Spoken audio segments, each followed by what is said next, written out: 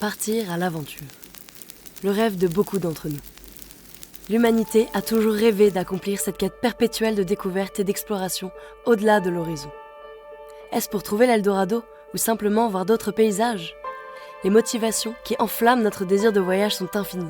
Et aujourd'hui, je vais vous narrer l'épopée de 4 colocs grenoblois dont l'ambition était de découvrir d'autres mondes. Ces étudiants en école d'ingénieur, prénommés Louis, Rémi, Arthur et Noé, ont ressenti l'irrésistible besoin de s'évader, de repousser leurs limites et de prouver à eux-mêmes, ainsi qu'à leur entourage, que lorsqu'on veut, on peut. Ils ont donc dédié une année de leur vie à la préparation d'un projet inédit, alliant leur passion pour la montagne à des missions associatives.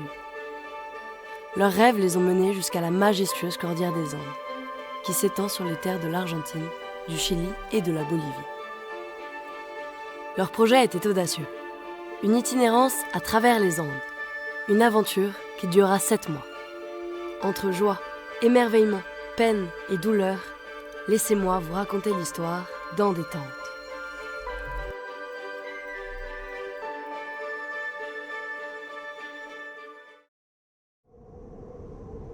L'Aconcagua, le plus haut sommet des Amériques, culminant fièrement à 6962 mètres d'altitude. C'est là que nos 4 aventuriers ont choisi de lancer leur grande aventure. Enfin 4, plutôt 3. Arthur, suite à une blessure, devra les rejoindre plus tard. Pour le moment, penchons-nous sur le récit de Louis, Rémi et Noé.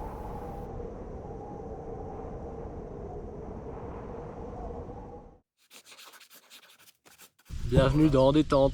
Ça fait une semaine qu'on est en Amérique du Sud, une semaine et un jour exactement. La première phase d'acclimatation s'est super bien passée. On a un peu chié avec l'altitude au début, mais c'est normal.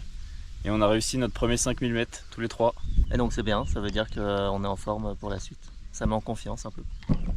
Ouais, c'était trop cool. Après avoir gentiment touché du doigt la haute montagne avec ce 5000, il était temps de préparer la vraie ascension. Si nos 3 amis étaient à Mendoza, ce n'était pas pour n'importe quel défi. Ils voulaient gravir l'Aconcagua, seuls et sans expérience. Matériel de haute montagne, administratif, nourriture pour 18 jours, tout devait être fin prêt.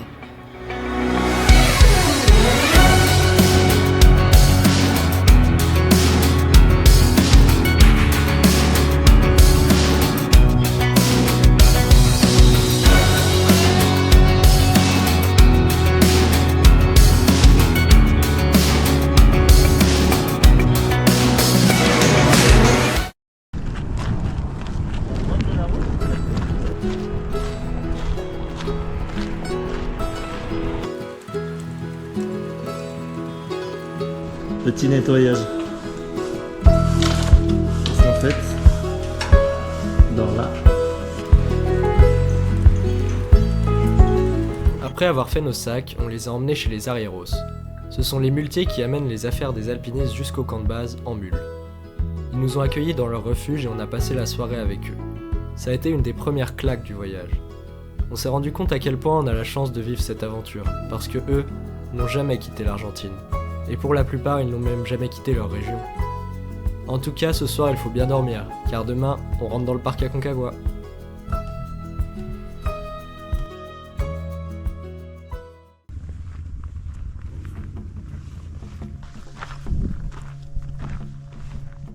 Ça y est, entrée dans le parc Aconcagua et plusieurs mois de préparation. On va enfin tenter cette ascension de 6960 mètres. C'est parti pour 18 jours dans la montagne. Ça fait plaisir de sortir de la ville, de tenter enfin cette aventure. Très content d'être enfin là et de concrétiser cette préparation. J'ai hâte de voir comment on va s'en sortir là-haut. On va pouvoir établir des petits camps d'altitude, vivre vraiment la haute montagne pleinement, ça va être marrant. Et je pense qu'on va rencontrer plein de gens, ça va être cool, j'ai hâte. 3 horas. Première étape, Confluencia. Illégal. On va envoyer ça au guarda-parc.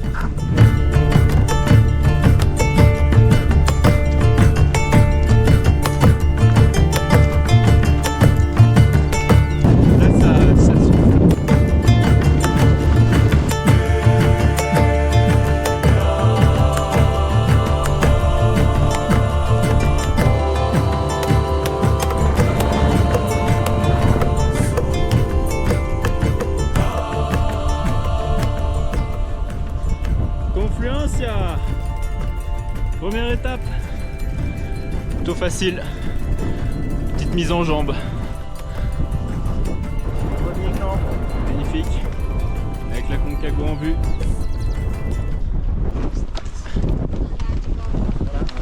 Tenter la Concagua, ça se mérite. Et surtout, ça se paye. Il faut un permis pour accéder au parc. Il vaut la modique somme de $800 par personne. On a des checks à passer à l'entrée du parc et au camp. Ce soir, on dort à Confluencia, le premier camp. Ça souffle énormément sur le chemin. C'est ça la spécialité des Andes. Toujours un vent de dingue. Et demain, on finit la marche d'approche jusqu'à Plaza de Mulas, le camp de base de la voie normale à 4300 mètres. Voilà, Noé et sa tante. Je suis content. Qui a failli s'envoler par 2 fois déjà. Oui. Mais là, c'est bien. Là franchement on l'a bien tendu. En Elle gonflé, n'a jamais été aussi belle. comme la Taurus. Ouais. Alors que nous, Tadam. donc ça c'est Rangé ça, toutes du les coup. tentes de toutes les agences. Ici c'est Inca là, ils ont Oui, tu le veux pas ça. énormément de tentes. C'est vraiment une usine. Et nous on est chez Juan Herrera là pour Confluencia. C'est le luxe. Pour des raisons d'économie d'eau, j'ai pas tiré la chasse.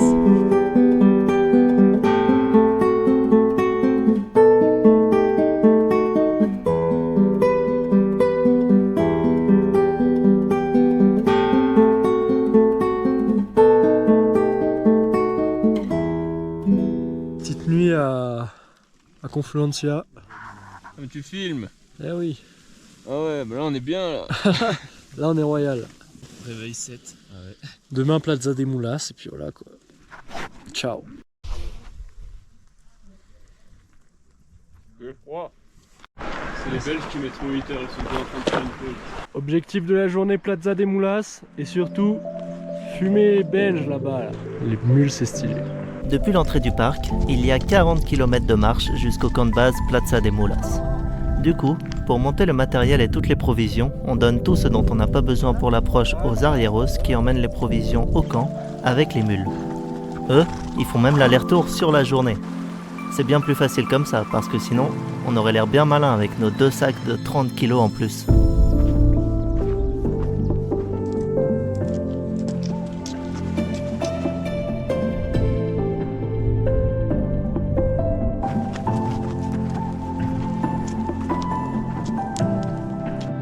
Ok, on a les Belges en visu. Branche-toi sur la radio Inca et dis-leur qu'on va les tuer.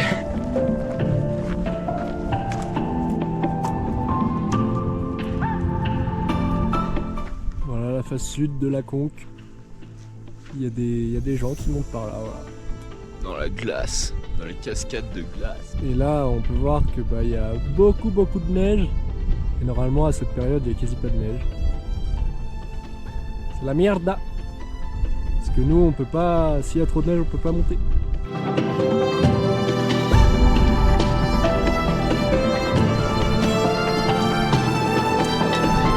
Ah, c'est dur. Oh, j'ai mal aux épaules. Ouais, moi ça commence à tirer un peu aussi. Ouais, moi aussi.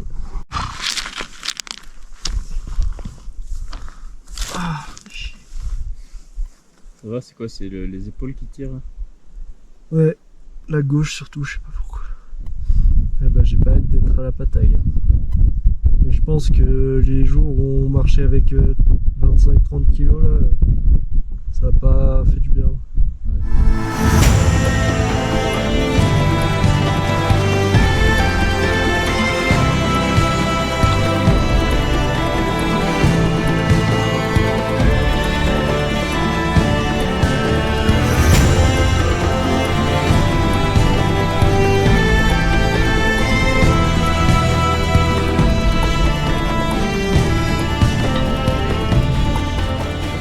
On est toujours sur la journée Confluencia Plaza de Mulas. Et là ça nous régale parce que c'est la première fois qu'on voit le camp de base, donc notre arrivée pour ce soir. Là-bas. Les impressions les gars. Pas trop tôt.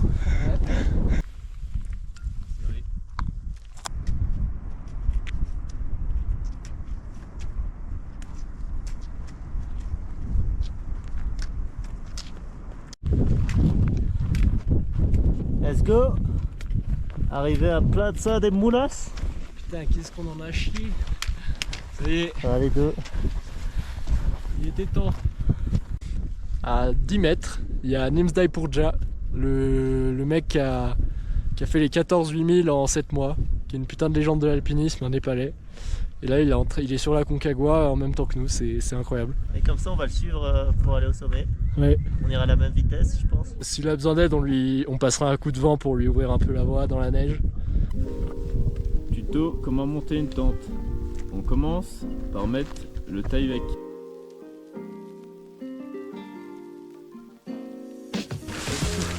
Next step, la toile. Ah, voilà. Ensuite, les arceaux. Ah, bah, je peux.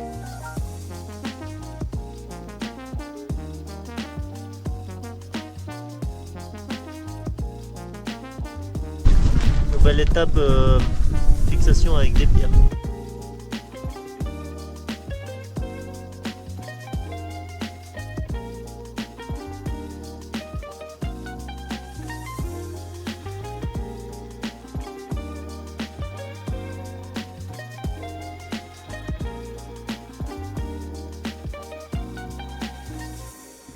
On commence à sentir l'altitude.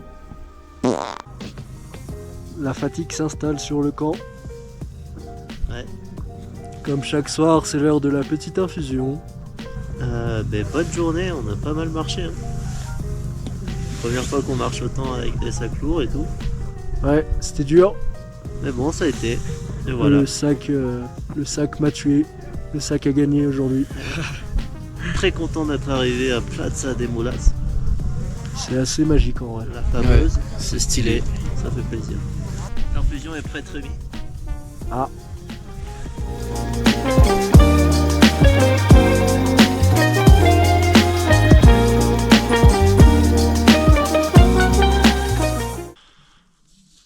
Putain, j'ai une sale tête. Petite vue au réveil. Aujourd'hui, du coup, c'est repos. Repos au camp Plaza de Mulas. Pour reposer le corps et tout ça. Et puis demain, on sait pas trop ce qu'on va faire. Dans tous les cas, on ira à 5000 sûrement. Soit en sommet, soit commencer à aller au camp 1 à Plaza Canada pour s'acclimater. Et oui, maintenant qu'on est arrivé au camp de base, il va falloir s'acclimater petit à petit pour arriver au sommet. Pour ça, on va faire des paliers et installer des camps d'altitude. Cette fois, on va être livré complètement à nous-mêmes. Un putain de baby-foot. Chez Inca. Putain, il y a un jeu de cap là. C'est énorme. Ah, les fauteuils, j'avais pas vu. Inca plat. Les fauteuils, ils ont l'air trop confort. Tu peux la refaire. Inca plat. Bon, alors là, du coup, on se dirige vers la tente des médics pour faire notre check médical. Voilà. Quelle heure? 13h30. Eh bien, on dirait que nos aventuriers avaient des problèmes avec les horaires. Mais, en revenant un peu plus tard, ils ont pu avoir l'autorisation des médecins pour monter encore plus haut. Tous les voyants étaient au vert. C'est qu'ils étaient bien préparés, nos petits jeunes. Mais maintenant, ils allaient découvrir la vraie montagne. Fini le confort du camp de base, il est temps de rentrer dans un nouveau monde, hostile.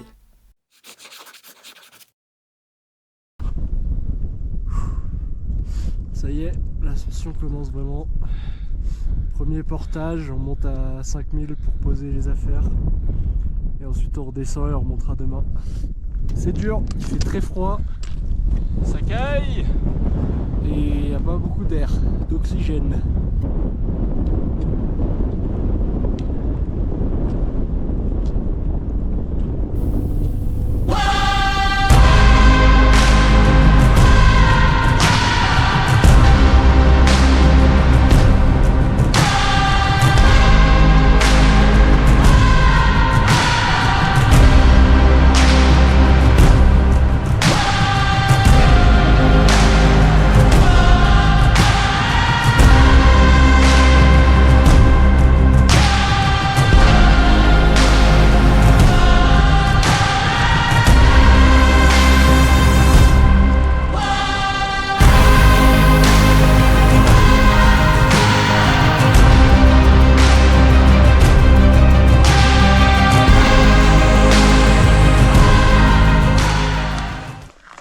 Bravo. Putain, c'est extrême. Hein. Hola amigos. Du coup, aujourd'hui, on est monté à 5000. Donc, pour vous faire un petit point de ce qu'on a fait, ça fait 4 jours qu'on est dans le parc. On est parti d'ici. Pour faire l'ascension de la Concagua, il y a 2 jours de marche d'approche. Donc les 2 premiers jours, on est les premiers jours à Confluencia, ici, bam, au premier camp. Et deuxième jour au camp de base Plaza de Mulas. Jusqu'ici. Et là aujourd'hui, on est monté au premier camp. Donc ici, au camp Plaza Canada. Comme on a décidé de faire l'ascension en mode alpin, on n'a pas de porteur. Donc on doit tout monter nous-mêmes petit à petit. Aujourd'hui, on a amené la première partie des affaires au camp 1. On va ensuite redescendre et demain on remontera avec le reste pour y dormir. On partira alors pour 3 jours d'acclimatation. Une nuit donc à Canada, puis on montera avec les tentes au camp 2, Nido de Condores, à 5500 mètres. On y dormira une fois avant de redescendre à Canada chercher ce qu'il reste et remonter dormir à Nido. Comme ça on sera acclimaté, on aura tout le matériel dont on a besoin pour l'ascension à Nido et on pourra redescendre se reposer au camp de base en toute sérénité. On est redescendu là de Canada après avoir posé nos affaires. Voilà, le programme est carré. Et là, Il y a plus qu'à. Un jeune poulet à l'indienne et son riz. Et ça, c'est un régal. Et moi, je suis sûr de l'épicer. Le Reels. Nous verrons demain. Quelles en seront les Ça s'est bien conséquences. passé. Pas de signe des épices. C'est reparti pour la même montée qu'hier. Ah, magnifique, magnifique. Oh oui, ça orbite. Fuck. Voilà, le matos qu'on a loué. Pratique pour aller à 7000. Voici notre petit campement au camp Canada. Là ça s'installe tranquillou. Là, donc le matelas. Ici, ça prépare les soupes à la tomate. des petites soupes. Voilà. Le réchaud à l'abri du vent. Et on fait fondre de la neige. Parce qu'il n'y a plus de source ici, il n'y a plus d'eau qui coule. On est obligé de faire fondre de la neige. Et ce qui est bien, c'est qu'il y en a un peu partout. C'est un peu exceptionnel pour la saison. Mais bon, tant mieux. Voilà un peu à quoi ressemble le camp. On va bien, on est en forme, pas de mal de tête, pas de mal au ventre, pas de rien. Ça gaze. Ça gaze. Demain on va passer le col là-haut. On va marcher dans la neige avec les crampons. Et c'est encore derrière après le camp. Nido de Condores, c'est Yama, le camp. Et ils annoncent tempête. Et donc on va voir ce que ça donne. Touille. Et là, si on est un peu couillu, on remet un coup de neige là, alors que c'est presque plein. Ouais, alors là, faut être sacrément couillu. Moi je trouve le geste est beau. Les gars, à table. Là, on tire pas. Oh là là là. Millimétré. Là, la nuit commence à tomber. Il fait très froid, il y a beaucoup de vent. Mais il y a un ciel de malade. Voilà. Première nuit à 5000. Et ben c'est pas la même qu'à 4000. On est dans le vent fort là.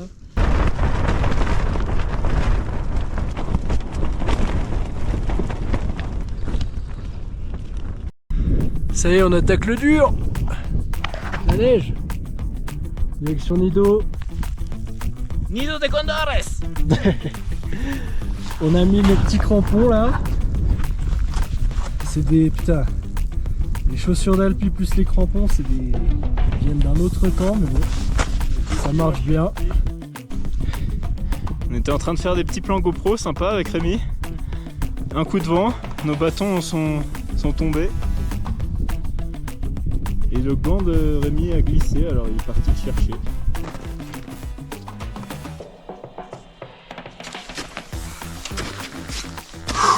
Mission accomplie. Oui.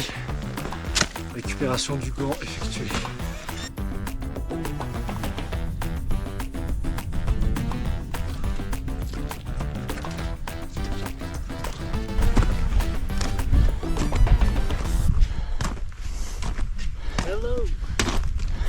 Hello. Pas de mal de tête. Non, Nickel. Tout va bien. 5200 mètres bientôt. Ouais, c'est beau.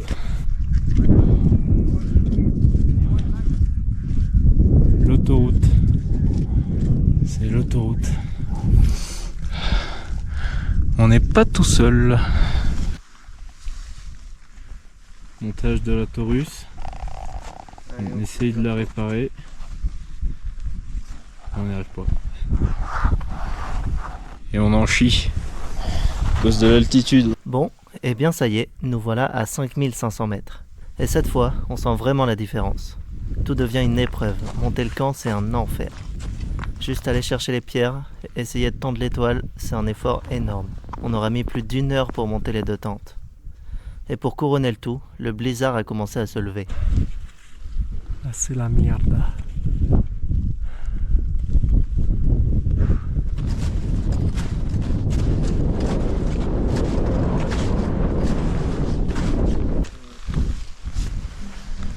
Mal de crâne qui arrive pour Louis. Donc là, on s'est posé dans un grand dôme Malcou. Malcou, c'est notre agence, on sait pas trop si on a le droit, mais pour manger et faire fondre de la neige pour avoir de l'eau.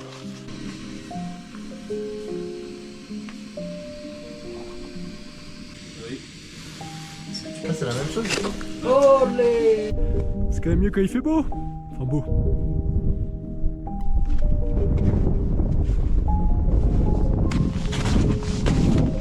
Résultat, après 30 secondes d'effort. Compenser un liop de 1000 calories. La maxi portion. Poulet pâte curry, let's go. Ça règle.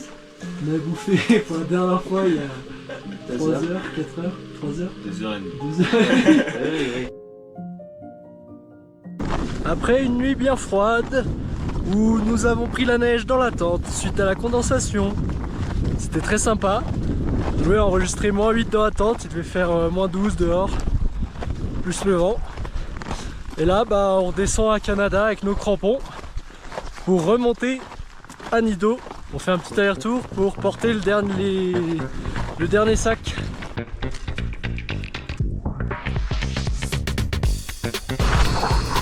Vous voulez faire porteur? Non. Hop. Allez, ce midi, Pâte au saumon et à la nette. régalade. Devinez ce qu'on fait cet après-midi. Bon, et puis après notre petit aller-retour, on n'a pas changé les habitudes. Faire fondre de l'eau et bien manger. En altitude, faut boire beaucoup d'eau pour varier les plaisirs. On boit du tang. Ouais, ça va nous faire un super jus d'ananas. Normalement. C'est validé. Fromage. On est potentiellement sur le meilleur loaf all time. Fondu. Avec les croutons à part. Oh, il y en a un qui tombe à côté. Oh là là là là là, 2. C'est péché. C'est bon, c'est vide. Et là, ça va être la dinguerie. Là.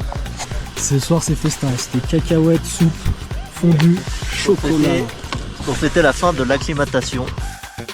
En parlant de l'acclimatation, je me suis dit que tout se passait un peu trop bien, donc je me suis mis à saigner du nez. Bon, rien de bien grave, mais ça a quand même mis un peu de temps à s'arrêter, étant donné que j'avais pris un aspirine. Le sang ne coagulait plus.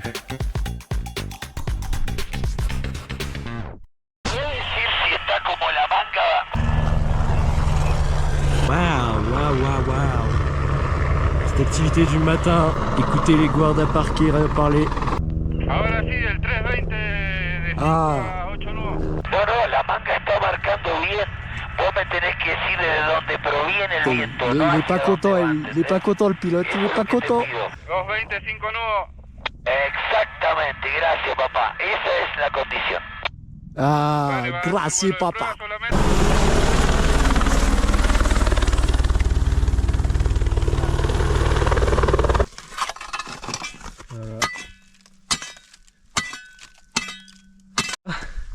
On n'a plus que 2 difficultés. La première, celle-là. On ne dirait pas comme ça, hein. Mais Je dirais c'est pas, coincé, ouais. hein. C'est coincé. Et celle-là, je pense que vous pouvez le voir par vous-même. Ah bah lui, je peux pas l'enlever. On voit même pas la sardine. Sardine, elle ressort là. Ah ouais, putain. Rémi, c'est la pioche, je suis en train d'avoir raison de lui et de sa putain de Ah, sardine. mais elle est juste là. Là pour une sardine. Allez! Oh bah Elle est petite. Après ces quelques jours à plus de 5000, on se sent en forme. De retour à Plaza de Mulas, on s'est reposé et on a attendu la bonne fenêtre météo pour envisager le sommet. Une petite fenêtre semble se dessiner dans quelques jours. Bien revigoré, il est donc temps de repartir. Cette fois, l'objectif est simple, ne pas redescendre sans être allé au sommet. Ok, c'est départ de Plaza de Mulas pour le sommet. C'est chiant. Là on monte de Plaza de Mulas directement à Nido de Condores. Plus de 1000 mètres de dénivelé. Troisième fois qu'on fait la route. Hâte d'être en haut. Ah là c'est dur. Bientôt arrivé à Nido. Et là j'en chie. C'est raide. C'est raide et... Je crois que j'ai bouffé un peu trop de queso. Aujourd'hui, objectif camp 3 pour faire le summit push demain. On monte bien, on est bien acclimaté, on double tout le monde.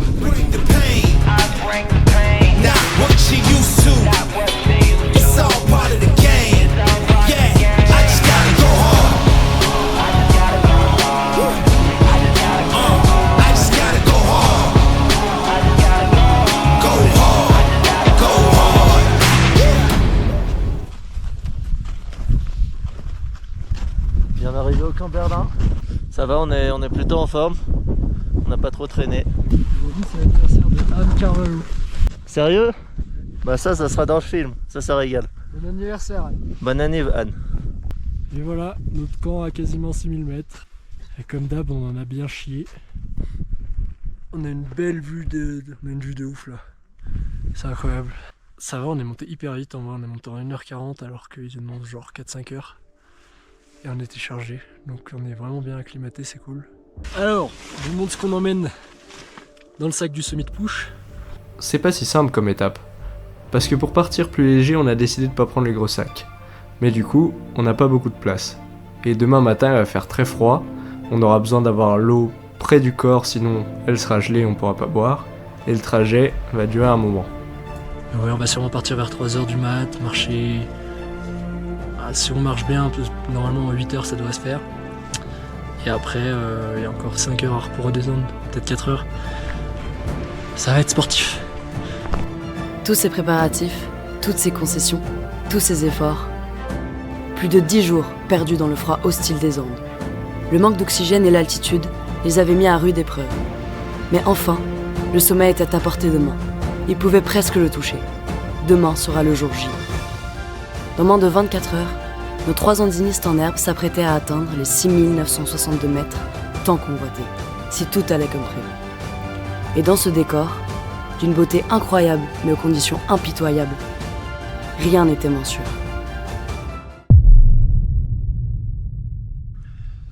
Let's go, il est 2h45, on avait mis un réveil à 2h30 pour notre summit push. Louis il se sent pas bien. Il a des douleurs dans le thorax quand il respire. Depuis 23h. C'est pas cool. Non. Je dors pas. Voilà. Et Noé qui est par là-bas. Il a mal au crâne et son mal au crâne passe pas. Donc bon bah c'est con parce que jusque là on n'avait aucun symptôme et tout, on était grave bien en acclimatation. Et là juste avant le summit, coup dur. Mais du coup on va pas faire de conneries, ça sert à rien de monter si on a déjà des symptômes de mal à l'altitude. Donc bah voilà, il y aura sûrement pas de sommet. Nous attendons la météo et des nouvelles selon mes symptômes. Mais je ne crois pas fort. Ça va redescendre à plat ça. Tant pis. Ouais. Avec Noé on attend de voir la météo, voir ce qu'on fait pour demain. Il y a un américain qui nous a filé ça là. Putain, ça régale. C'est des petits bonbons là. Petit cocktail.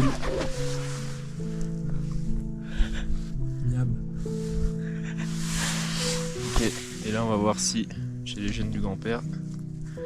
Pour tout avaler d'un coup. Tout choper d'un coup. Mon grand-père, il s'en prend 10. On se tue. Avec du blanc.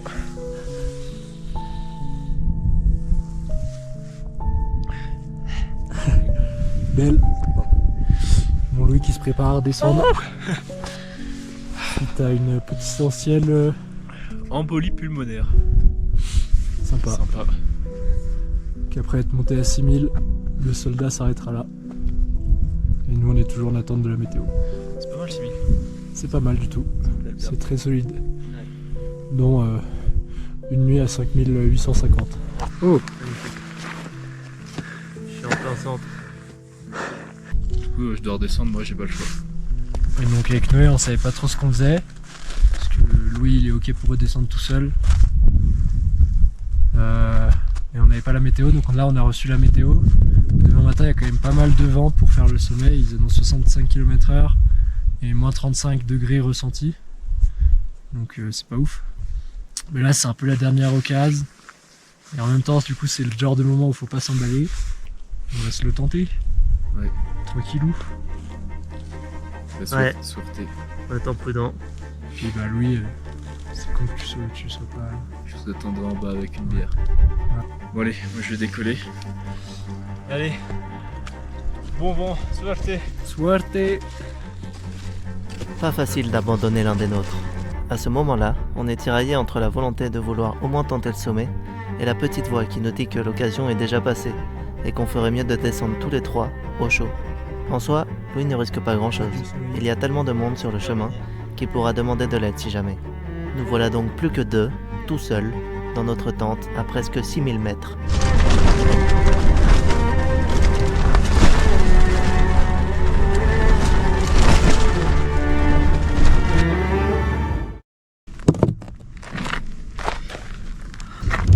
Hop là. On est bien dégoûté de ne pas pouvoir avoir essayé. Ça fait clairement chier, je suis dégoûté en vrai. On n'a pas réussi. On n'a pas filmé. Il y a une raison pour laquelle on n'a pas filmé, c'est que rebelote, réveil 4h dans la tente. Moi ça faisait déjà 1 heure que j'étais réveillé, tout excité d'aller tenter ce sommet. Il fait très froid dehors. Dans la tente il faisait moins 12, moins 13, il y avait de la neige sur les duvets. Et là, Noé, et écoute, j'ai pas dormi depuis 23h. J'ai un méga mal de crâne. Plus fort qu'hier encore, j'ai pris un aspirine, ça passe pas. Ah, fait chier. Lors de la deuxième nuit, là, quand on s'est réveillé à 4h avec Rémi, j'ai bien hésité pour partir, mais avec du recul, je me dis que j'ai bien fait de pas le tenter. J'ai quand même dit à Noé, putain, en vrai, je suis à deux doigts d'y aller tout seul. Mais bon, avec le vent, le froid, machin, ça aurait été une mauvaise idée, c'était pas très raisonnable. Parfois, il vaut mieux avoir des regrets de ne pas l'avoir tenté que regretter de l'avoir tenté et qu'il se soit passé quelque chose de pas bien, quoi. Pas facile, parce qu'on a mis toutes les chances de notre côté. On avait du bon matériel, plutôt, une bonne acclimatation. Et en fait, moi, ce qui me fout dedans, c'est une inflammation des poumons, à cause de l'air froid, à cause de l'air sec, à 6000. En vrai, j'étais dégoûté. La deuxième fois où tu peux pas monter parce que c'est les autres en fait qui te limitent et ça fait chier parce que moi j'étais en pleine forme, j'ai jamais eu le mal de montagne sur tout la Concagua. En plus, à chaque fois qu'on montait, qu'on avait une journée de marche, on montait quand même très vite. On était au-delà bien plus rapide que les temps annoncés. Même les guides ils disaient ouais, vous êtes des bons en vrai. Donc voilà, on avait nos chances. Et sauf que les autres sont malades. C'est de la haute montagne, on avait prévu d'y aller à plusieurs. C'est le jeu, voilà. C'est comme un sport d'équipe finalement. Tout dépend pas de toi. Quand t'es une équipe, c'est l'équipe qui prime et voilà, du coup, pas de tentative. Tant pis. Et ouais, dégoûté. Pour Rémi, il avait préparé tout ça pour aller au sommet et tout. Quand je suis à 6000, je le sais pas que c'est ça. Je sais pas qu'au final, il n'y a pas trop de risques, à part le fait que j'ai mal aux poumons à chaque respiration. Mais dans le doute, du coup, je redescends. Je redescends tout seul pour aller voir les médecins et pour me protéger. À Plaza de Mulas, quand j'ai vu les messages de tout le monde, allez, vous allez y arriver les garçons, on croit en vous, demain c'est le sommet. Pas facile de lire ça quand on n'a pas réussi. Ce sera une bonne grosse frustration du voyage. Là, ça fait quoi 3 jours. En plus, c'était le jour de mon anniv. J'aurais pu fêter mon anniv à 7000. Bon, je l'ai fêté à 6000, c'est déjà pas mal. C'est déjà cool. On a fait une aventure de fou. On a réussi un peu à vivre dans cet environnement et à monter, quoi. De toute façon, je le savais, je voulais prendre aucun risque. J'avais promis à trop de gens que je rentrerais en vie. Donc pour moi, la Concagua, c'était sans risque et plaisir avant tout. Je suis hyper content d'être allé jusqu'à cette altitude, hyper content d'avoir découvert l'environnement des camps de base, des camps d'altitude. C'est vraiment hostile comme milieu, la haute montagne. Le froid, le vent, le soleil sur la neige qui brûle la peau. C'est pas facile quand même. Moi, c'est ce que j'ai trouvé le plus dur, quoi. On n'aura pas été au sommet, mais on aura quand même vécu des putains de trucs, on aura découvert plein de trucs. Et ça donne envie d'en refaire. La haute montagne, je comprends pourquoi il y en a qui passent leur vie en haute montagne. La vue, les montagnes, les couchers de soleil, le ciel, le dégradé de couleurs et tout. Je trouvais ça vraiment beau et je me suis dit quand même ça vaut le coup de monter là, quoi. Mes proches sont quand même fiers de moi. Et ça me rend sourire. C'est ça que j'aime.